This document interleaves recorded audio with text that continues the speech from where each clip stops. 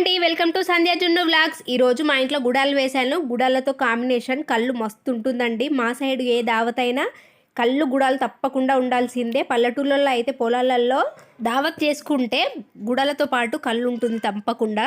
కళ్ళు గుడాలు ఆ కాంబినేషనే వేరు అసలు.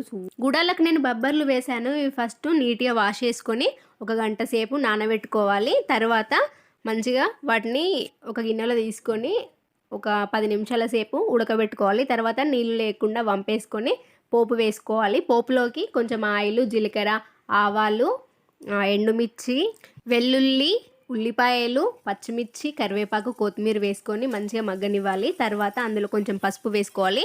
పోపు మంచిగా మగ్గిన తర్వాత అందులో మనం ఉడకబెట్టుకున్న బబ్బర్లను వేసుకొని మంచిగా తర్వాత లాస్ట్లో కొంచెం ఉప్పు, కారం వేసుకొని పచ్చివాసన పోయే వరకు ఆయిల్లో మంచిగా ఫ్రై అవ్వనివ్వాలి. స్టవ్ ఆఫ్ వేసుకొని లాస్ట్లో కొంచెం పచ్చి ఉల్లిపాయలు, కొత్తిమీర వేసుకోవాలి. చాలా బాగుంటుంది ఇలా పచ్చి ఉల్లిపాయలు వేసుకోవడం వలన. మా సైడ్ అయితే అన్ని ఫంక్షన్లలో కళ్ళు గుడాలు తప్పకుండా ఉంటాయండి. మీ సైడ్ కూడా ఇంతేనా? ఇలా కళ్ళు గుడాలు అనే కాంబినేషన్ మీకు తెలుసా? ఇలా కళ్ళుతో పాటు గుడాలు ఎంతమంది తిన్నారో నాకు కామెంట్ చేయండి. ఇలా ఎంతమందికి ఇష్టమో కూడా కామెంట్ చేయండి. ఈ వీడియో మీకు నచ్చితే ఒక లైక్ చేయండి.